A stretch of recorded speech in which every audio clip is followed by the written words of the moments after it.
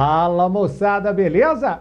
Eu quero conversar com você a respeito das garantias processuais do autuado no processo penal, mas quero fazê-lo de uma maneira diferente. Um estudo interdisciplinar entre o direito processual e o direito material. Vamos analisar a garantia do autuado no processo penal a partir dos novos tipos penais criados como a Lei nº 13.869 de 2019. Você sabe do que eu estou falando? Estou me referindo à nova Lei de Abuso de Autoridade. Vem cá comigo na 2, Batatinha. Vamos analisar, inclusive, os vetos presidenciais, especificamente aquele constante do parágrafo único do artigo 15, que fora derrubado pelo Congresso Nacional. Então, vamos ao que interessa. Joga na tela aí, Batata. Beleza, garoto? Olha lá, é você e o Milhomem no saque para falar das garantias processuais do autuado e a nova Lei de Abuso de Autoridade. A Constituição Federal, no seu artigo 5º, inciso 62, traz a garantia de todo e qualquer cidadão de que a prisão de qualquer pessoa e o local onde se encontre serão comunicados imediatamente ao juiz competente e à família do preso ou à pessoa por ele indicada. Cuida-se de garantia constitucional que afasta do nosso ordenamento jurídico a possibilidade de incomunicabilidade do preso, que não subsiste nem mesmo na hipótese de restrição legítima de direitos fundamentais, como no caso do estado de sítio ou no estado de defesa. Vamos dar uma olhada em como os tribunais superiores interpretam a questão relativa à comunicação do flagrante, mas antes vamos analisar a legislação ordinária, o que o Código de Processo Penal fala a respeito da comunicação do flagrante. Joga na tela aí, Batatinha. Olha lá. CPP, artigo 306. A prisão de qualquer pessoa e o local onde se encontre serão comunicados imediatamente ao juiz competente, ao Ministério Público e à família do preso ou à pessoa por ele indicada. Parágrafo 1º. Em até 24 horas após a realização da prisão, será encaminhado ao juiz competente o auto de prisão em flagrante e, caso o autuado não informe o nome de seu advogado, cópia integral para a Defensoria Pública. Vem cá comigo na 2, Batata. Eu te faço uma pergunta. Caso a autoridade policial responsável pela lavratura do auto de prisão em flagrante do APF não cumpra o prazo de 24 horas previsto em lei, isso ensejará a possibilidade de relaxamento dessa prisão? Quem nos responde é a jurisprudência do Superior Tribunal de Justiça. Joga na tela aí, Batata. Olha lá. STJ. Cuida-se do RHC, recurso em habeas corpus número 102/209 de São Paulo, de relatoria do ministro Reinaldo Soares da Fonseca. Conforme entendimento amplamente consolidado, o prazo alegadamente desrespeitado não é peremptório, de modo que o desrespeito ao seu comando deve ser analisado sob o prisma da razoabilidade e da proporcionalidade, a partir do que não se identifica a alegada mácula. Uma vez comunicado o flagrante nos termos do artigo 306 do CPP, o magistrado deve decretar a prisão preventiva, caso verifique a existência dos requisitos preconizados nos artigos 312 e 313 do mesmo diploma legal. Na espécie, a inobservância do prazo de comunicação do flagrante configura mera irregularidade, já superada diante da superveniente decretação da prisão preventiva do recorrente. Recurso ordinário improvido. Vem cá comigo, por gentileza, Batatinha. A jurisprudência tradicional do Superior Tribunal de Justiça entende, portanto, ou entendia, mas vamos ver se ela será ou não alterada, que o desrespeito ao prazo de 24 horas tratava-se de mera irregularidade, que poderia ser sanada em caso de que se desse novo título à prisão cautelar do autuado, no caso de conversão da prisão em flagrante em prisão preventiva. Nós vamos ver que, muito provavelmente, essa jurisprudência será alterada justamente em face da tipificação de tal conduta, o desrespeito ao prazo, como crime de abuso de autoridade, previsto na Lei nº 13.869 de 2019. Vamos dar uma olhada, joga na tela aí, Batatinha. Olha lá. Antes de nós falarmos sobre a tipificação, vamos ainda falar sobre outras garantias ou outra garantia processual do autuado, que é o direito à nota de culpa, que inclusive também é assegurado pela própria Constituição Federal. A Carta Magna, em seu artigo 5º, inciso 64, prevê que o preso tem direito à identificação dos responsáveis por sua prisão ou por seu interrogatório policial, assim regulamentando também o artigo 306 do Código de Processo Penal em seu parágrafo 2º. No mesmo prazo, ou seja, no prazo de 24 horas, será entregue ao preso, mediante recibo, a nota de culpa, assinada pela autoridade, com o motivo da prisão, o nome do condutor e os das testemunhas. Vem cá comigo na 2, Batatinha. É assim um direito do cidadão autuado pela prática de um crime, suposta prática de crime, porém preso em flagrante delito, numa daquelas hipóteses constantes do artigo 302 do Código de Processo Penal, não só que lhe seja comunicada à pessoa da sua indicação a sua prisão, mas que também saiba por que está sendo preso, quem é a pessoa responsável pela sua prisão. São, portanto, garantias processuais do autuado.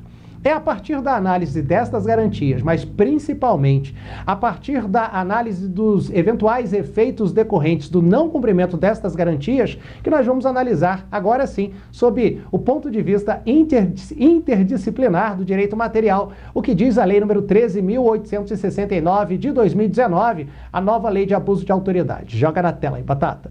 Beleza, garoto? Olha lá, Lei de Abuso de Autoridade, artigo 12. Deixar injustificadamente de comunicar prisão em flagrante à autoridade judiciária no prazo legal. Pena, detenção de 6 meses a 2 anos e multa. Parágrafo único. Incorre na mesma pena quem? Primeiro, deixa de comunicar imediatamente a execução de prisão temporária ou preventiva à autoridade judiciária que a decretou. Segundo, deixa de comunicar imediatamente a prisão de qualquer pessoa e o local onde se encontre a sua família ou a pessoa por ele indicada. Terceiro, deixa de entregar ao preso, no prazo de 24 horas, a nota de culpa assinada pela autoridade com o motivo da prisão e os nomes do condutor e das testemunhas. Inciso 4º, prolonga a execução de pena privativa de liberdade, de prisão temporária, de prisão preventiva, de medida de segurança ou de internação, deixando, sem motivo justo e excepcionalíssimo, de executar o alvará de soltura imediatamente após recebido ou de promover a soltura do preso, quando esgotado o prazo judicial ou legal. Vem cá comigo, Batatinha. Você vê, assim, que o legislador se preocupou em tipificar, esclarecer quais são aquelas condutas que consistem em abuso de autoridade. E essas condutas abusivas guardam relação com o descumprimento de garantias processuais. Neste caso, nós estamos falando do descumprimento das garantias processuais do autuado. Mas o artigo 12, parágrafo único, também faz alusão a outras medidas cautelares assecuratórias que incidem sobre as pessoas. A exemplo da prisão temporária e a exemplo da prisão preventiva. Então, rapidamente, eu vou chamar aqui a nossa canetinha chamadora de atenção do Milhomem, para que você não se esqueça do que estamos conversando. Então, joga na tela aí, Batatinha. Beleza, profs? Olha a canetinha chamadora de atenção do Milhomem aparecendo. Vamos lá. Deixar injustificadamente de comunicar. Essa é a conduta núcleo do tipo deixar de comunicar. Crime, portanto, omissivo. A prisão em flagrante. A autoridade judiciária no prazo legal, prazo de 24 horas. Pena, detenção de 6 meses a 2 anos.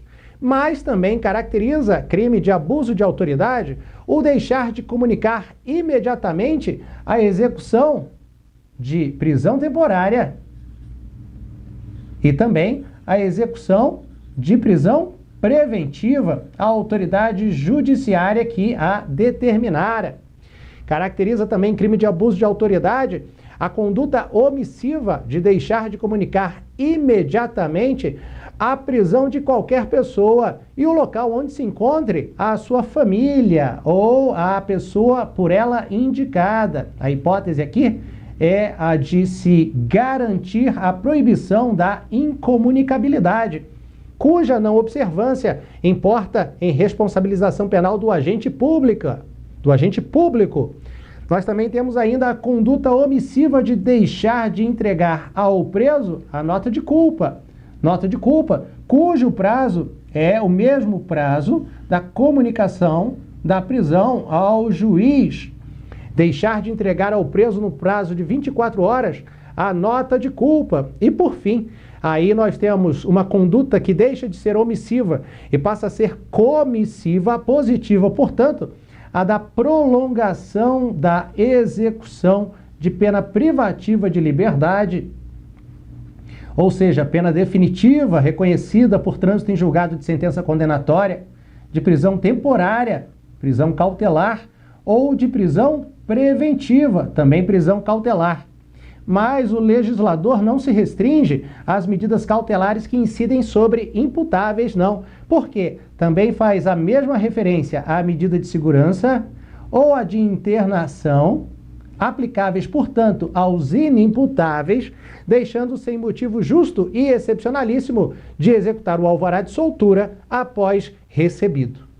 De qualquer maneira, a restrição ilegítima da pessoa que está presa cautelarmente, em face da não mais subsistência da razão da sua prisão, seja em razão da expedição de alvará de soltura, no caso da revogação de prisão preventiva, ou no encerramento do prazo de 5 ou 30 dias, no caso de prisão temporária, cabe à autoridade policial imediatamente colocar a pessoa presa cautelarmente em liberdade. E a omissão na realização de tal obrigação legal importará no reconhecimento de responsabilidade penal pela prática do crime previsto no artigo 12 da Lei nº 13.869 de 2019, a nova Lei de Abuso de Autoridade. Além disso, nós temos também as condutas omissivas, deixar de comunicar, deixar de oferecer a nota de culpa.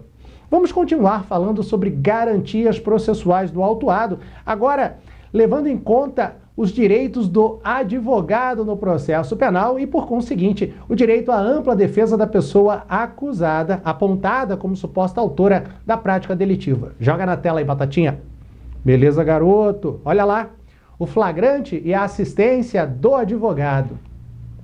O Estatuto da Ordem dos Advogados, a Lei nº 8.906 de 94, estabelece no seu artigo 7º quais são os direitos do advogado. E em seu inciso 21, especificamente, traz a seguinte redação.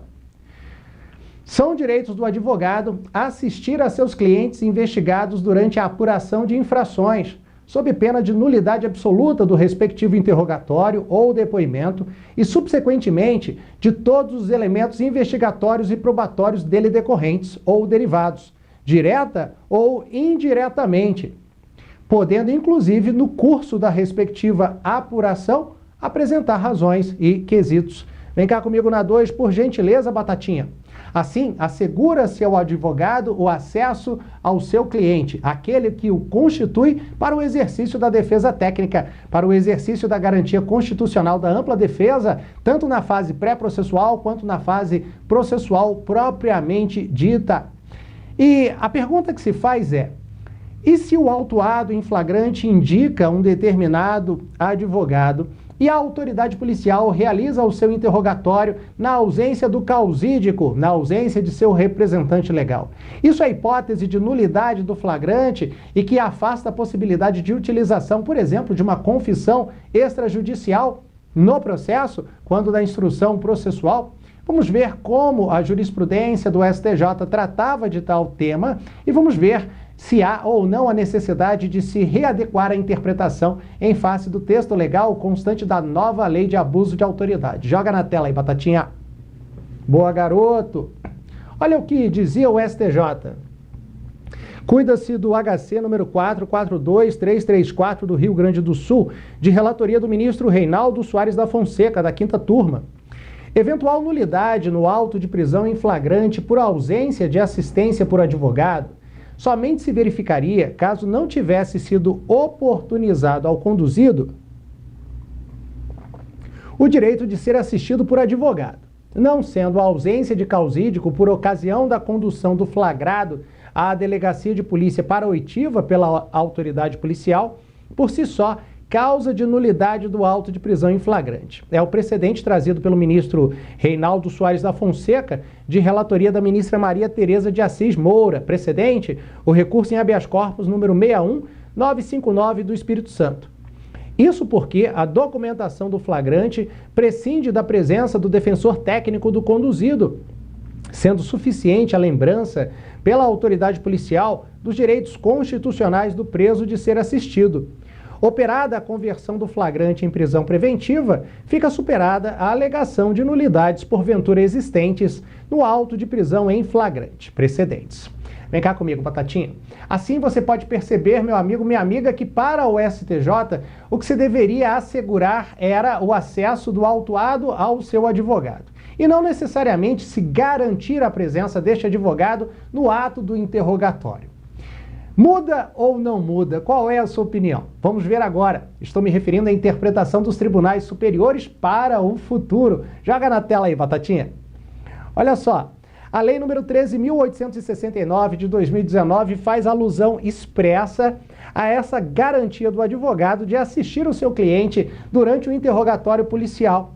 Olha o que diz o artigo 15 da Lei nº 13.869 de 2019.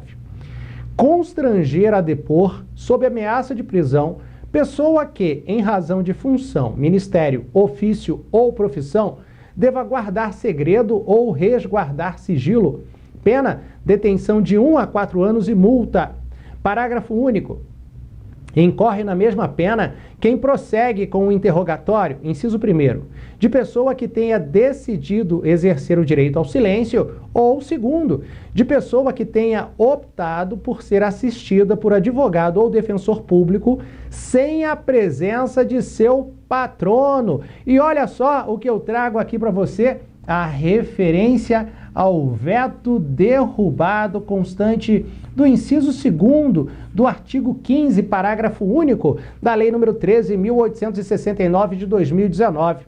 Pois é, a Lei nº 13.869 de 2019 fora promulgada, mas fora promulgada com uma série de vetos. Vetos estes que foram posteriormente derrubados, não na sua integralidade, mas parcialmente.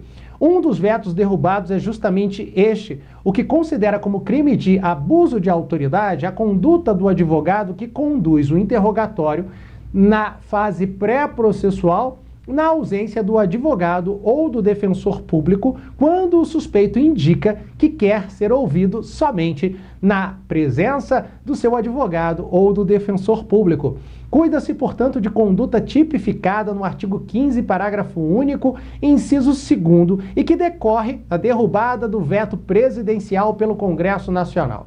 É claro que você sabe, a Lei nº 13.869 de 2019, ela tem vacatio legis de 120 dias, tendo sido publicada no dia 5 de setembro de 2019, a sua entrada em vigor, ou seja, a sua exigência somente se dará em 5 de janeiro de 2020. Fique ligado. Joga na tela aí, Batatinha. Beleza, garoto? Vem cá comigo. Meu querido, minha querida, eu espero que você tenha gostado. Mande suas dúvidas, sugestões. Acompanhe o canal do professor Flávio Milhomem no YouTube. Conteúdos novos a cada semana com uma única finalidade: a de trazer para você a segurança a fim de assegurar a sua aprovação. E você já sabe, se deu certo para mim, vai dar certo para você. Um abraço.